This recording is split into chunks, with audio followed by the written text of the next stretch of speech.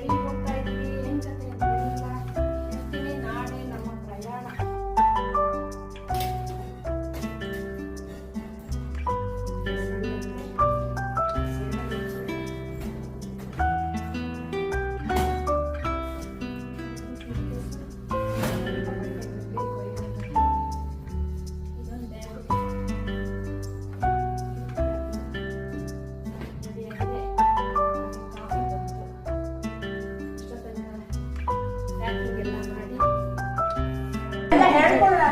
Goopy,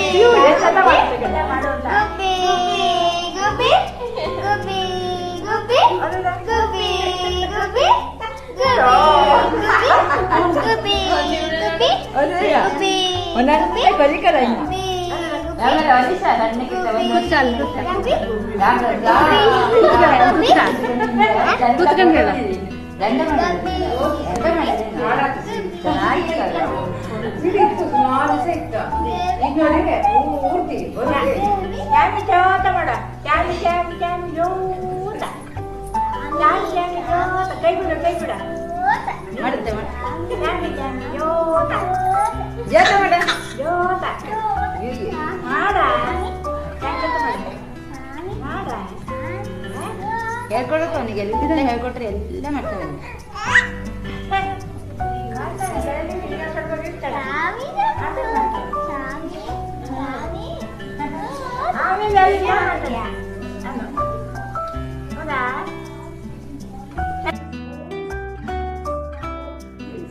friends, ಈ ವಿಡಿಯೋದಲ್ಲಿ ನೀವು ನೋಡಿದ್ರಲ್ವಾ, ಮುದ್ದಾದ ಮಗು.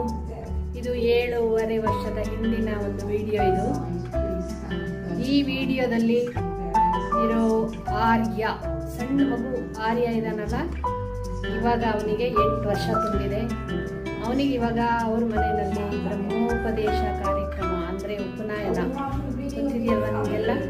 ಆ ಉಪನಯನ ಕಾರ್ಯಕ್ರಮ ಇರೋದ್ರಿಂದ ನಾವು ಹೋಗ್ತಾ ಇದ್ದೀವಿ. ಅದಕ್ಕೆ ಆ ಉಪನಯನದ ಕಾರ್ಯಕ್ರಮನ ಎಲ್ಲ ನಿಮ್ಮ ಜೊತೆ ಹಂಚ್ಕೋತೀನಿ. ಹಾಗೆ ಆ ಪ್ರದೇಶ ಎಲ್ಲ ಹೇಗಿದೆ, ಏನು ಕತೆ ಎಲ್ಲ ಎಷ್ಟು ಚೆನ್ನಾಗಿರುತ್ತೆ ನೋಡೋಕ್ಕೆಲ್ಲ, ಅದನ್ನು ನಿಮ್ಮ ಜೊತೆ ವಿಡಿಯೋನ ಶೇರ್ ಮಾಡ್ತೀನಿ ಅಂದ್ಕೊಂಡಿದ್ದೀನಿ. ಹಾಗೆ ಈ ವಿಡಿಯೋ ಫ್ರೆಂಡ್ಸ್, ಸುಗಮ ಕ್ರಿಯೇಷನ್ಗೆ ಸ್ವಾಗತ ಸುಸ್ವಾಗತ. ಇವತ್ತಿನ ನನ್ನ ವಿಡಿಯೋ ಏನು ಅಂದ್ಕೊಂಡಿದ್ದೀರಾ? ಕಂಪ್ಲೀಟ್ ಇವತ್ತಿನ ವಿಡಿಯೋದಲ್ಲಿ flight journey Hyderabad to Malenadu Koppa ರೆಡಿಯಾಗಿದೆ. ಲಗೇಜ್ ಎಲ್ಲ ರೆಡಿ ಮಾಡ್ಕೊಂಡಿದ್ದೀವಿ. ಹಾಗೆ ಫುಡ್ಡು ಗಿಡ್ಡು ಎಲ್ಲ ರೆಡಿಯಾಗಿದೆ. ಕಂಪ್ಲೀಟಾಗಿ ಹೇಗೆ ಹೋಗಬೇಕು, ಫ್ಲೈಟ್ ಪ್ರಯಾಣ ಹೇಗಿರಬೇಕು, luggage less luggage more comfort ಅಂತ ಎಂತ ಮಾಡಿ ಲಗೇಜು ಕಡಿಮೆ ಲಗೇಜ್ ಮಾಡ್ಬೇಕು ಅನ್ಕೊಂಡಿದ್ದೆ, ಆದರೆ ಲಗೇಜ್ ಜಾಸ್ತಿ ಆಗಿದೆ. ನೋಡಿ, ಇದು ಒಂದು ಲಗೇಜು. ಇದೇನು, ಏನ್ ಕತೆ, ಎಲ್ಲಿಗೆ ಹೋಗ್ತಾ ಇದ್ದೀವಿ ಎಲ್ಲ ವಿವರವಾಗಿ ಹೇಳ್ತಾ ಹೋಗ್ತೀನಿ. ಇದನ್ನ ಸರ್ಪ್ರೈಸ್ ಆಗಿ ಓಪನ್ ಮಾಡಿ ತೋರಿಸ್ತೀವಿ ಆಮೇಲೆ. ಬನ್ನಿ. ಫ್ಲೈಟ್ ಜರ್ನಿ ಮಾಡ್ಬೇಕಂದ್ರೆ ಲಗೇಜ್ ಕಡಿಮೆ ಇರಬೇಕು ಅಂತಾರೆ. ಆದರೆ ಎಷ್ಟಂದ್ರೂ 2 ದಿವಸದ ಟ್ರಿಪ್ ಆದ್ರೂ ಲಗೇಜ್ ಬೇಕಾಗೇ ಆಗುತ್ತಲ್ವ. ನೋಡಿ, 2 ಬಟ್ಟೆ, ಫಂಕ್ಷನಿಗೆ ಹೋಗ್ತಾ ಇದ್ದೀವಿ, ಗಿಫ್ಟ್ ಇದೆಲ್ಲ ಇದೆ. ಇದರೊಳಗೆ ಯಾವ್ದ್ಯಾವ್ದು ಕ್ಯಾಬಿನಲ್ಲಿ ಹೋಗುತ್ತೋ, ಲಗೇಜಲ್ಲಿ ಯಾವ್ದು ಕಳಿಸ್ಬೇಕೋ ಗೊತ್ತಿಲ್ಲ. ನೋಡ್ಬೇಕಲ್ಲಿ ಹೋದ್ಮೇಲೆ, ಏರ್ಪೋರ್ಟಿಗೆ ಹೋದ್ಮೇಲೆ ಗೊತ್ತಾಗುತ್ತೆ ಏನು ಕತೆ ಏನು ಅಂತ. 2 ಟಿಕೆಟಿಗೆ ಎಷ್ಟಿದೆ? 15-30 kg ಇದೆ. ಕ್ಯಾಬಿನಲ್ಲಿ ನಾವು 7.5 kg ತಗೊಂಡೋಗ್ಬೋದು. 7.5 kg ಲಗೇಜ್ನ ತಗೊಂಡೋಗ್ಬೋದು. 7 kilos. 1 ಟಿಕೆಟ್ ಮೇಲೆ 7 kilos. ಆಲ್ರೆಡಿ ನಾವು ಬೋರ್ಡಿಂಗ್ ಪಾಸ್ ಮಾಡ್ಕೊಂಡಿದ್ದೀವಿ. ಅಲ್ಲಿ ಹೋಗಿ ಬೋರ್ಡಿಂಗ್ ಪಾಸ್ ತಗೊಳ್ಳೋ ಅವಶ್ಯಕತೆ ಇಲ್ಲ. ಮನೆಯಲ್ಲೇ ಆನ್ಲೈನಲ್ಲಿ ಬೋರ್ಡಿಂಗ್ ಪಾಸ್ ತಗೊಂಡ್ಬಿಟ್ರೆ ಅಲ್ಲಿ ಹೋದ್ಮೇಲೆ ಈಸಿ ಆಗುತ್ತೆ. ಕ್ಯಾಬ್ ಬುಕ್ ಮಾಡಿದ್ದೀವಿ. ಕ್ಯಾಬ್ ಬರ್ತಾ ಇದೆ. ಎಷ್ಟಿದೆ ನೋಡಬೇಕು. ಸೂಟ್ ಕೇಸ್ ಜಾಸ್ತಿ ಇದ್ರೆ ಕಷ್ಟ ಅಲ್ಲ.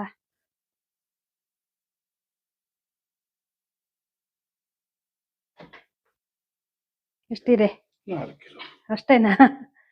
ಓಕೆ 4 kg ಸೂಟ್ ಕೇಸ್ ಅಷ್ಟೇ, ಜಾಸ್ತಿ ಏನಿಲ್ಲ.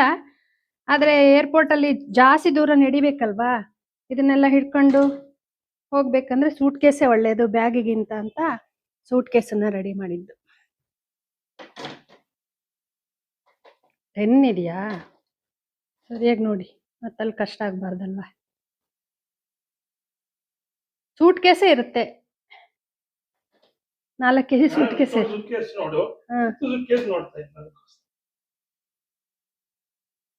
69. ಓಕೆ,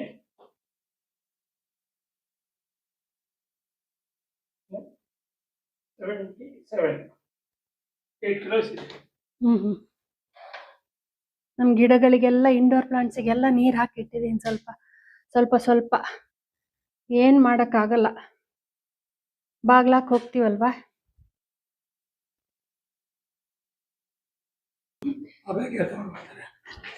ಸೆಕೆಂಡು ನೀರು ತರ್ತೀನಿ, ಒಂದೇ ಸೆಕೆಂಡ್. ಚೂರು ಗಿಡಕ್ಕೆ ಮೇಲ್ಗಡೆ ಗಿಡಕ್ಕೆ ನೀರು ಹಾಕಿಲ್ಲ ಅಂದರೆ ಸ್ವಲ್ಪ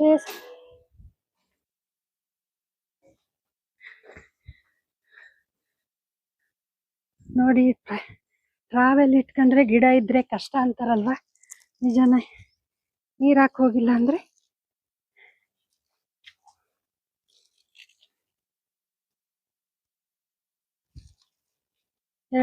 ಎರಡು ದಿವಸ ಪ್ರಯಾಣ ಆದ್ರೂ ಕಂಪಲ್ಸರಿ ನೀರು ಹಾಕಲೇಬೇಕು.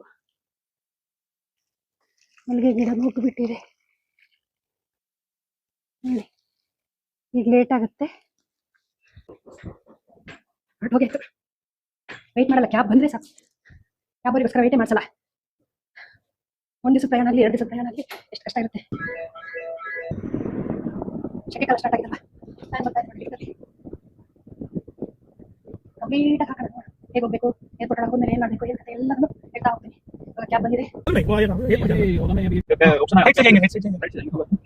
प्रायोरिटी बोल के है ना, उसको बुक करते इंस्टेंट अब। प्रायोरिटी में बुक किया मैं, उसके लिए ज़्यादा भी पैसा ज़्यादा लगा मेरे को।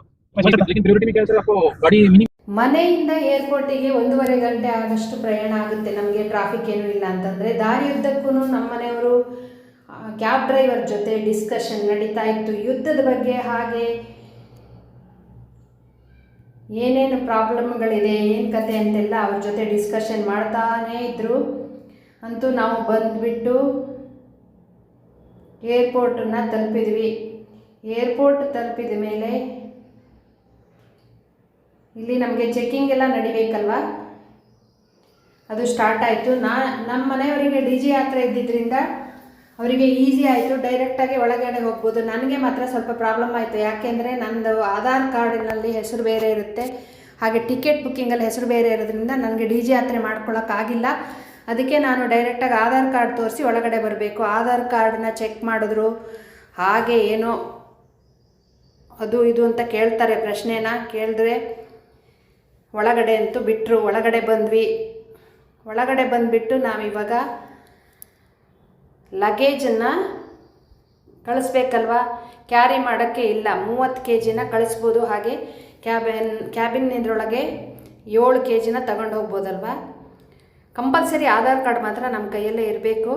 ನಾನು ನಿಮಗೆ ಈಗಾಗಲೇ ತೋರಿಸಿರೋ ಒಂದು ಗಿಫ್ಟ್ ಪ್ಯಾಕು ಮತ್ತು ಒಂದು ಬ್ಯಾಗನ್ನು ಹಿಡ್ಕೊಂಡ್ಬಿಟ್ಟು ಒಳಗಡೆ ಅಂತೂ ಬಂದೆ. ಏರ್ಪೋರ್ಟ್ ಒಳಗಡೆ ಇಲ್ಲಿ ಇವಾಗ ಶಿವಮೊಗ್ಗ ಫ್ಲೈಟ್ ಯಾವ ಟೈಮಲ್ಲಿದೆ ಅಂತ ನೋಡ್ಕೊಂಬಿಟ್ಟು, ಆದರೆ ಒಳಗಡೆ ಬಂದ ಮೇಲೆ ಒಂದು ಡಿಸಪಾಯಿಂಟ್ ಆಯಿತು. ಏನಂದರೆ ಫ್ಲೈಟು ತುಂಬಾ ಡಿಲೇ ಆಗಿಬಿಟ್ಟಿತ್ತು, 2 hours ಡಿಲೇ ಆಗಿಬಿಟ್ಟಿತ್ತು. ನೋಡ್ಕೊಂಡ್ವಿ, ಏನು ಮಾಡೋಕ್ಕಾಗಲ್ಲ. ಲಗೇಜನ್ನು ಚೆಕ್ಕಿನ್ ಎಲ್ಲ ಮಾಡಿಬಿಟ್ಟು ಕೂತ್ಕೊಳ್ಳೋಣ ಅಂತ ಚೆಕ್ಕಿನ್ನಿಗೆ ಹೋದ್ವಿ. ಚೆಕ್ಕಿನ್ ಮಾಡಬೇಕಾದ್ರೆ ನಾವು ತಂದಿರೋ ಆ ಗಿಫ್ಟ್ ಪ್ಯಾಕನ್ನು ಒಳಗಡೆ ತಗೊಂಡು ಹೋಗೋಕ್ಕೆ ಇಲ್ಲ ಅಂತಂದರು. ಏನು ಮಾಡಬೇಕು ನೆಕ್ಸ್ಟ್ ಮತ್ತೆ ಯೋಚನೆ ಮಾಡಿ ಮಾಡಿ ಮಾಡಿ ಮಾಡಿ ಅಂತೂ ಇಂತೂ ಅವ್ರ ಜೊತೆ ಡಿಸ್ಕಷನ್ ಮಾಡಿ ಇಲ್ಲಿ ನೋಡಿ ನಾವು ಚೆಕ್ಕಿನ್ ಆಗ್ಬೋದು ನಾವೇ. ಇಲ್ಲಿ ನೋಡಿ, ಇದೇ ನಾವು ತಂದಿರೋ ಬ್ಯಾಟ್ ಸಸ್ಪೆನ್ಸ್ ಅಂತ ಹೇಳಿದ್ದೆ, ಅದನ್ನು ಒಳಗಡೆ ಏರ್ಪೋರ್ಟ್ ಫ್ಲೈಟ್ ಒಳಗಡೆ ತಗೊಂಡು ಹೋಗೋಕ್ಕಿಲ್ಲ ಅಂತಂದರು. ಅದಕ್ಕೆ ಚೆಕ್ಕಿನ್ನಲ್ಲೇ ಕಳಿಸಿದ್ದೀವಿ ಅದನ್ನ, ಒಂದು ಸೂಟ್ ಕೇಸು. ಮತ್ತು ಅದನ್ನು ಆರಾಮಾಗಿ ನಾವು ಇವಾಗ ಒಳಗಡೆ ಹೋಗಿ ಮಧ್ಯದಲ್ಲಿ ಇಲ್ಲಿ ಕಾಲಿತ್ತು. ಏನು ಮಾಡಬೇಕು, ತುಂಬ ಟೈಮ್ ಇದೆ, ಏನು ಮಾಡಬೇಕು ಆವಾಗಲೇ 2 ಗಂಟೆ ಆಗೋಗಿತ್ತು, ನಮ್ಮ ಫ್ಲೈಟ್ ಟೈಮ್ ಕೂಡ ಆಗೋಗಿತ್ತು. ಆದರೆ ಫ್ಲೈಟ್ ಬರೋದು ಡಿಲೇ ಅಂತಂದ್ರಲ್ವ, ಏನು ಮಾಡಬೇಕು ಅಂತ ಕೂತ್ಕೊಂಡ್ವಿ. ಹಾಗೆ ಊಟ ತಂದಿದ್ವಲ್ಲ, ಊಟ ಮಾಡೋಣ ಅಂತ ಚಿತ್ರಾನ್ನ ಮತ್ತು ಮೊಸರನ್ನ ಎಲ್ಲ ತಂದಿದ್ವಲ್ಲ, ಚಿತ್ರಾನ್ನ ಎಲ್ಲ ತಿಂದುಬಿಟ್ಟು ನಾನು ಟೈಮ್ ಇತ್ತಲ್ವ ಏರ್ಪೋರ್ಟಲ್ಲಿ, ಹಾಗೆ ಒಂದು ರೌಂಡು ಎಲ್ಲ ಕಡೆ ಹೋಗಿ ಬರೋಣ ಅಂದ್ಬಿಟ್ಟು ಹೊರಟಿರೋದು. ಮುಗಿಸಿ ಎಲ್ಲ ಒಂದು ರೌಂಡ್ ಹಾಕಿ ಬಂದೆ ಎಲ್ಲ ಕಡೆನೂ. ಇಲ್ಲಿ ಏರ್ಪೋರ್ಟ್ ಒಳಗಡೆ ಪ್ರೇಯರ್ ರೂಮ್ ಕೂಡ ಇದೆ. ಪ್ರೇಯರ್ ಮಾಡ್ಬೋದು ನಾವು ಬೇಕು ಅಂತಂದರೆ. ನಾನು ಅದನ್ನೆಲ್ಲ ನೋಡಿಬಿಟ್ಟು ಪ್ರೇಯರ್ ರೂಮೆಲ್ಲ ತಿರುಗಿ ಈ ಕಡೆ ಬಂದು ಮತ್ತೆ ಶಾಪಿಂಗ್ ಕಡೆ ಹೋಗೋಣ ಅಂತ ಹೊರಟಿದ್ದೆ. ಅಲ್ಲಿ ದಾರಿಲಿ ಏನು ಕಾಣಿಸ್ತು ಗೊತ್ತಾ ನನಗೆ,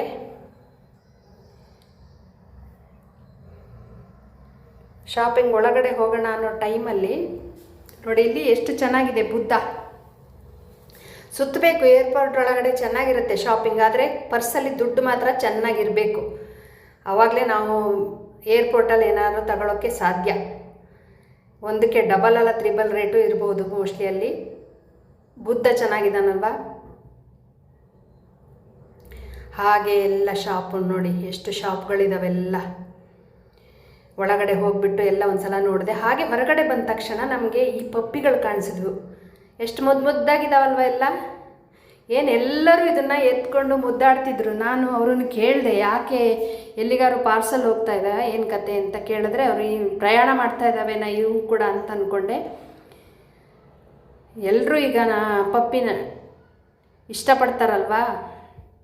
ನೋಡಿ 4 ಇದ್ದಾವೆ. ಇವ್ರ ಡ್ಯೂಟಿನೇ ಇದಂತೆ, ಏರ್ಪೋರ್ಟ್ ಒಳಗಡೆ ಇವನ್ನ ಬೆಳಗ್ಗೆಯಿಂದ ಸಂಜೆವರೆಗೂ ತಿರ್ಸ್ತಾ ಇರ್ತಾನೆ. ಪಾಪ ಒಂದಕ್ಕೆ ಮಾತ್ರ ಸುಸ್ತಾಗಿದೆ, ಮಲ್ಕೊಂಡಿದೆ ಅದು ಪಾಪ. ಎಲ್ಲರೂ ಎತ್ತೆತ್ತಿ ಅದನ್ನು ಮುದ್ದು ಮಾಡ್ತಾಯಿದ್ರು ಎಲ್ಲರೂ. ನಾನು ಸುಮಾರು ಹೊತ್ತಿದ್ದೆ ಅದರ ಜೊತೆ. ಹಾಗೆ ನೋಡಿ, ಇದರಿಂದ ಮನುಷ್ಯನಿಗೆ ಮೈಂಡೆಲ್ಲ ಫ್ರೆಶ್ ಆಗುತ್ತೆ, ಒಂದು ಎಂಟರ್ಟೈನ್ಮೆಂಟ್ ಸಿಗುತ್ತೆ ಅಂತ ಏರ್ಪೋರ್ಟ್ ಒಳಗಡೆ ಇವನನ್ನು ಕರ್ಕೊಂಬರ್ತಾರಂತೆ. ದಿನಾ ಇರ್ತಂತೆ ಇದು. ಯಾಕೆಂದರೆ ಫ್ಲೈಟ್ ಡಿಲೇ ಆದಾಗೆಲ್ಲ ಎಲ್ಲರೂ ಸುಮ್ಮನೆ ಬೇಜಾರಾಗಿ ಕೂತಿರ್ತಾರೆ, ಮಕ್ಕಳು ಇರ್ತಾರಲ್ವ, ಈ ಪಪ್ಪಿ ಜೊತೆ ಆಟ ಆಡ್ತಾರೆ ಅಂತ ಕರ್ಕೊಂಬರ್ತಾರಂತೆ. ಚೆನ್ನೈಯಲ್ಲಿ ಮತ್ತು ಹೈದರಾಬಾದಲ್ಲಿ ಇದೆ ಅಂತಂದರು. ಹಾಗೆ ನಾವು ಇವಾಗ ಬೋರ್ಡಿಂಗ್ ಸ್ಟಾರ್ಟ್ ಆಯಿತು. ನಮಗೆ ಬೋರ್ಡಿಂಗ್ ಪಾಸ್ ತೋರಿಸ್ಬಿಟ್ಟು ಬಸ್ಸಲ್ಲಿ ನಾವು ಇವಾಗ ಹೊರಟಿದ್ದೀವಿ. ಫ್ಲೈಟ್ ಹತ್ರ ಹೋಗ್ಬೇಕು ಇವಾಗ.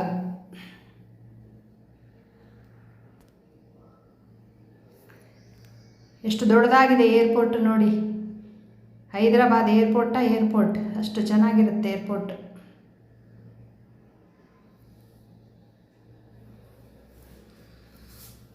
ಬಸ್ಸಲ್ಲಿ ಹೋಗಬೇಕಂದ್ರೆ ಸುಮಾರು ದೂರ ಹೋಗಬೇಕಾಗುತ್ತೆ. ಫ್ಲೈಟಲ್ಲಿ ನಾವು ಪ್ರಯಾಣ ಮಾಡೋದು ಕೇವಲ ಒಂದು 50-60 ನಿಮಿಷ ಮಾಡ್ತೀವಿ ನಾವು ಅಷ್ಟೇ. ಆಮೇಲೆ ಇಲ್ಲಿ ದಾರಿಯಲ್ಲೇ ನಮಗೆ ತುಂಬ ಹೊತ್ತಾಗುತ್ತೆ. ಮನೆಯಿಂದ ಏರ್ಪೋರ್ಟಿಗೆ ಬರಬೇಕು, ಆಮೇಲೆ ಅಲ್ಲಿ ಏರ್ಪೋರ್ಟಿಂದ ಮನೆಗೆ ಹೋಗಬೇಕು ಅಂತಂದ್ರೂ ಫುಲ್ಲು ಟೈಮ್ ಅಲ್ಲೇ ಹೋಗ್ಬಿಡುತ್ತೆ. ಈ ಮಧ್ಯದಲ್ಲಿ ಈ ಥರ ಡಿಲೇ ಆಗಿಬಿಟ್ರೆ ಇನ್ನೂ ಕಷ್ಟ. ಫ್ಲೈಟ್ ಹತ್ತಿರ ಬಂದ್ವಿ. ಸ್ಪೈಸ್ ಜೆಟ್ ಎಷ್ಟು ಜನ ಇದ್ದಾರೆ ನೋಡಿ, ತುಂಬ ಜನ ಇದ್ದಾರೆ ಫ್ಲೈಟಿಗೆ. ಕರೆಕ್ಟ್ ಫುಲ್ಲಾಗಿರುತ್ತೆ. ಲಾಸ್ಟ್ ಟೈಮ್ ನಾವು ಹೋಗುವಾಗ 16 ಜನ ಮಾತ್ರ ಇದ್ದರು. ನನಗೆ ಆ ಸೀಟ್ ಖಾಲಿ ಇತ್ತು, ವಿಂಡೋ ಸೀಟ್. ಹಿಂದ್ಗಡೆ ಸೀಟ್ ಸಿಕ್ಬಿಟ್ಟಿದೆ ನಮಗೆ. ಜಂಪ್ ಏನಾಗಲ್ಲ ಬಿಡಿ, ಆದರೆ ಹಿಂದ್ಗಡೆ ಸೀಟು. ಈ ಥರ ಮೇಲಿಂದ ನೋಡಿದ್ವಿ. ಫ್ಲೈಟಲ್ಲೂ ನಮಗೊಂದು ಮುದ್ದು ಪಾಪು, ಹನ್ವಿಕಾ ಅಂತ ಒಂದು ಪಾಪು, ಶೃಂಗೇರಿಯಲ್ಲಿ ಅಕ್ಷರಾಭ್ಯಾಸ ಅಂತೆ ಕರ್ಕೊಂಡು ಹೋಗ್ತಾ ಇದ್ದಾರೆ. ಫ್ಲೈಟಲ್ಲಿ ಫುಲ್ ನಮಗೆ ಎಂಟರ್ಟೈನ್ಮೆಂಟ್ ಚೆನ್ನಾಗಿತ್ತು, ಮಕ್ಕಳ ಜೊತೆ ಆಟ ಆಡೋಕ್ಕೆ. ತುಂಬ ದಿವಸದ ನಂತರ ಮಕ್ಕಳು ನಮ್ಮ ಜೊತೆ ಪ್ರಯಾಣ ಮಾಡೋದಂಗಿತ್ತು, ಚೆನ್ನಾಗಿತ್ತು ಫ್ಲೈಟಲ್ಲಿ. ಹಾಗೆ ಬಂದ್ವಿ. ಆದರೆ ಶಿವಮೊಗ್ಗದ ಹತ್ತಿರ ಬಂದ ತಕ್ಷಣ ಫ್ಲೈಟು ಲ್ಯಾಂಡ್ ಆಗೋಕ್ಕೆ ತುಂಬ ಹೊತ್ತಾಗಿತ್ತು. ಇದು ಶಿವಮೊಗ್ಗ ಏರ್ಪೋರ್ಟಿಂದ ಲಗೇಜ್ ಎಲ್ಲ ತಗೊಂಡ್ಬಿಟ್ಟು ಹೊರಗಡೆ ಬಂದ್ವಿ ನೋಡಿ. ಆವಾಗಲೇ ನಾವು ಬಂದ ಮೇಲೆ ಕಾರ್ ರೆಡಿ ಇತ್ತು. ಅಲ್ಲಿ ಕಾರಿಂದ ನಮ್ಮ ಪ್ರಯಾಣನ ಸ್ಟಾರ್ಟ್ ಮಾಡಿದ್ವಿ. ರೋಡ್ ಜರ್ನಿ ಇದೆ ಇವಾಗ. ನೀವು ಹೋದಷ್ಟು ದೂರನೂ ಈ ಥರ ನಾವು ಆ ಕಡೆ ಈ ಕಡೆ ಕಾಡಿನ ಮಧ್ಯದಲ್ಲೇ ಹೋಗಬೇಕು. ಮಲೆನಾಡು ಅಂದರೆ ಕಾಡಲ್ವಾ, ಆ ಥರ ನೋಡಿ. ಸಂಜೆ ಆಗ್ತಾ ಇದೆ, ಹೋಗ್ತಾ ಇದ್ದೀವಿ. ದಾರಿಯುದ್ದಕ್ಕೂ ಪೈರು ನಗುವಂತೆ ನೀರುಣಿಸಿ ಹಾಲು ತೆನೆಯಲಿ ಅಮೃತ ತುಂಬಿ ನದಿಯು ಹೇಗೆ ದೂರದ ನೀಲಿಯಲ್ಲಿ ಕೊನೆಗೊಳ್ಳುವುದೋ. ಹಾಗೆ ಹೋಗ್ತಾ ಇದ್ದೀವಿ. ಇನ್ನೇನು ಹತ್ತಿರ ಬರ್ತಾ ಇದ್ದೀವಿ. ಮನೆ ಹತ್ತಿರ ಸುಮಾರು 50ರಿಂದ 55 ಕಿಲೋಮೀಟ್ರ್ ಹೋಗ್ಬೇಕು ನಾವು. ಚೆನ್ನಾಗಿತ್ತು ಸಾಯಂಕಾಲದೊತ್ತಿಗೆ ಹೋಗೋಕ್ಕೆ. ತುಂಬ ಈ ಸಿಟಿಯಲ್ಲಿ ಓಡಾಡಿ ಈ ಥರ ಆ ಕಡೆ ಈ ಕಡೆ ಕಾಡಿನ ಮಧ್ಯದಲ್ಲಿ ಹೋಗೋಕ್ಕೆ, ರಸ್ತೆಯಲ್ಲಿ ಹೋಗೋಕ್ಕೆ ಚೆನ್ನಾಗಿರುತ್ತಲ್ವ. ನೋಡಿ, ಇವಾಗ ಇದು ಮೇಯ್ನು. ಇಲ್ಲಿಂದ ನಾವು ಮೇಯ್ನ್ ರೋಡಿಂದ ಒಳಗಡೆ ಹೋಗಬೇಕಂದ್ರೆ ಈ ಥರ ಒಂದು ದಾರಿ ಇರುತ್ತೆ ನೋಡಿ. ದಾರಿನೇ ದಾರಿ ಅಷ್ಟೇ, ನಾವು ಹುಡ್ಕೊಂಡು ಹೋಗ್ಬೇಕಷ್ಟೆ. ಇದು ಅವರೇ ರಚಿಸ್ಕೊಂಡ ದಾರಿ ಇದು. ಯಾವುದೇ ಗೌರ್ಮೆಂಟ್ ಏನು ರೋಡ್ ಹಾಕಲ್ಲ, ಏನಿಲ್ಲ. ಎಷ್ಟೋ ವರ್ಷದಿಂದ ಇದೇ ಥರ ಇದೆ. ನಾವು ಮನೆ ಹತ್ರ ಬಂದುಬಿಟ್ವಿ. ಇನ್ನೇನು ಮನೆ ಹತ್ರನೇ ಬಂದ್ವಿ, ಗೇಟಿಂದ ಒಳಗಡೆ ಬಂದ್ವಿ. ಇಲ್ಲಿಗೆ ನಾನು ವಿಡಿಯೋನ ಮುಗಿಸ್ತಾ ಇದ್ದೀನಿ. ನಾಳೆ ನಿಮಗೆ ಕಂಟಿನ್ಯೂ ಆಗಿ ಎಲ್ಲ ವಿಡಿಯೋನ ಹಾಕ್ತೀನಿ, ಇದನ್ನು ಒಂದೊಂದಾಗಿ. ತುಂಬಾ ಇದೆ, ಎಲ್ಲ ಹೇಗಿರುತ್ತೆ ಈ ಪ್ರದೇಶ ಅಂತೆಲ್ಲ ಹಾಕ್ತೀನಿ. ಫಂಕ್ಷನ್ ಇರೋದ್ರಿಂದ ನಾವು ಇಲ್ಲಿಗೆ ಬಂದಿರೋದು. Thank you very much. ಇಲ್ಲಿವರೆಗೆ ನನಗೆ